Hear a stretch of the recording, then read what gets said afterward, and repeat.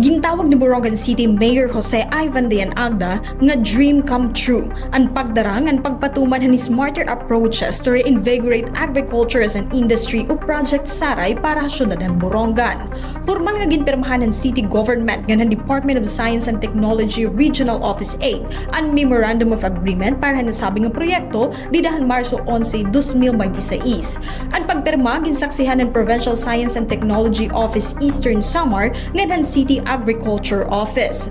Ang nasabing nga kasabutan usa daw nga importante nga pitad para hapagparigon han paggamit hin datos ng teknolohiya ha sektor han agrikultura dinhi ha syudad. Panuyo gihapon hini ang pagpauswagan produksyon ha umangan pagparigon han kapasidad han mga parag-uma ha pag-atubanghan mga epekto han kataragban o klima.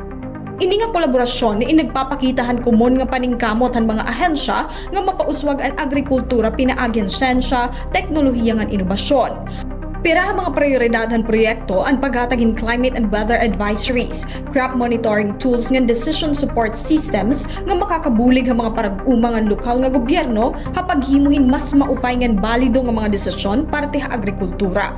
Presente ha mo signing hi Mayor Agda, kaupo den team han City Agriculture Office nga mga representante tika ha Municipal Disaster Risk Reduction and Management Office. Tinambungan liwat ini han mga opisyalis tika ha DOST Regional Office 8, PSTO Eastern Samar nga ng Saray team nga pinamumunuan ni Engineer Florentino L. Quiñones. Haiya mensahe, gintagan hindoon ni Mayor Agda nga ang agrikultura usa sa mga prioridad nga sektorhan lokal nga gobyerno. Tungod hini, iya din siguro ang bugos nga suporta nga commitment ng syudad para masiguro ang implementasyon han nasabi nga programa.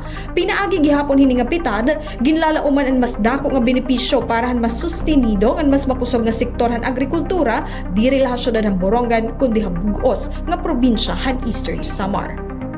Tigang nga syudad Borongan, Heidi Upada, Eastern Samar News Service.